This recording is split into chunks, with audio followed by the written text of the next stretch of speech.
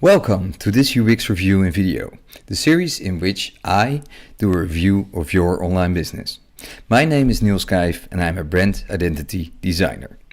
The goal of UX review in video is to identify usability and experience problems, do a brand analysis and make recommendations on how we can fix the issues found. My craft? In combining video and audio with a mix of empathy and years of digital experience, I am able to rate the seamlessness and effectiveness of your online presence. So let's jump in this first episode, Virgin America. So let's visit Virgin America in Google. They rank number 1, which is not really a surprise, and let's visit their links. I can see they have some other links as well, and that's a good thing. Your world just got bigger. Now explore over 90 destinations with Alaska Airlines. In my perception, I was visiting Virgin America. They're probably partnering up, but still, that's a bit of a strange storyline that you click on Virgin America and then all of a sudden they're talking about Alaska Airlines.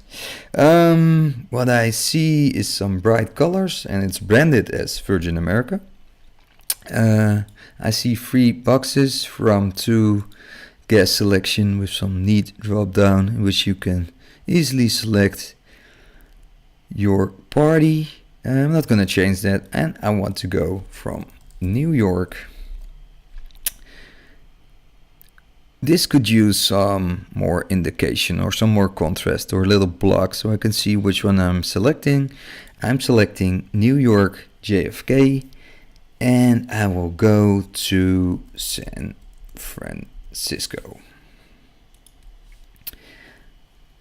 This is a nice indication that we can now search the flight and best fares guaranteed. Woohoo! Okay, then they use some animation to scroll down, which is a nice thing that they can pull you through the flow. And I see some summary bar here at the top and the place where I can see the prices. Oh, that's pretty neat. I want to go a round trip and let's say I want to leave on the 7th and I want to go to the 15th. I can see a little indication in purple from the 7th to the 15th, but it's not totally clear. Could be nice if the background was connected all the way to the 15th for a much clearer indication of the period and the days you want to fly, but fine for now. And now I see in the top of the screen that they use some sort of notification, and then it changes back to the summary bar, which is, in my opinion, not the place to combine those two. On the other hand, perhaps they want to trigger your eye to that position so you know what you're having. I don't know. We have to evaluate this later to see if we can optimize it a little bit. So now I see non-stop through flights and connecting flights, and I want to go in the morning, not too early, and then it scrolls to the returning flight. And here you can change the date, here you can change the type of ticket, here you can see the classes. Perhaps they could have asked some questions in advance, perhaps in the first screen, to give an indication of what kind of traveler I am, or what kind of ticket I'm looking for, because now it's a bit information overload. And let's return in the evening, let's say 11 p.m. That's fine. Looks good. Now they ask me to complete the guest information. Well, I don't have an account yet, so I click on guest. Here I can choose an avatar. Oh, they're quite cute. I'm grumpy. And I have to give out my name. First name, last name, email, phone number, and gender, month, December. Oh boy, here we go. Scrolling. 19. Oh boy. Fixed phone. Well, here we go. That was a good indication, and let's continue.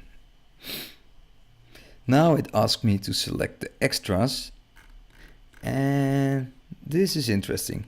I mean, they close down the boxes you already selected, so the expectation management was a little bit better.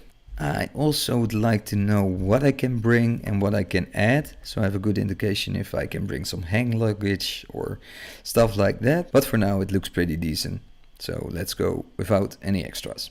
And now we can pick seats. I see some free ones, bigger ones for not extra price. I see ones with an extra price. From my user perspective, it's hard to tell what's the difference of all those seats. I mean, you see big ones which are free, you see small ones in the middle, which I never prefer, which I need to pay for, and the L ones are sometimes free as well, and this is probably the exit, so I can imagine that. A little bit unclear. I think it could use some sort of pop-up or explanation of the differences in seating and why prices are asked as they are. But let's take free C. Your seat selection. Want to upgrade your seat? We like your thinking. By choosing to upgrade yourself, you will have to upgrade everyone in your party. Our rule, although they'll thank you. Okay, not totally clear because I have a party of 1, so perhaps I could have skipped this. And I also don't totally get it. I mean, I selected a free chair and I need to upgrade and upgrade my party. This is confusing, so please don't do this. And then I can choose the seat for the returning flight. Well, let's do this quickly and get the same question. Confusing. You're able to use keyboard arrows to move between items. I'm now using my keyboard arrows, but I have no clue what they're talking about. Also confusing. It's getting not really any better while I continue, but that's the goal of this whole exercise of UX review and video. They're just telling me that I could be reassigned if people are disabled. Well, that's fine by me. And then I get the summary of my selection, my aisle seat 2 times, and the fee, the taxes, and the total pricing. Well, this concludes my demo for UX review and video. I hope you can see that if you talk over the application itself, it's really powerful, and you can see that sometimes stuff is really confusing. Also because of the party selection, the upgrading, the notifications in the top combined with the summary. I don't know. I think we have room for improvement. So this concludes the UX review and video, and I will see you in the next one.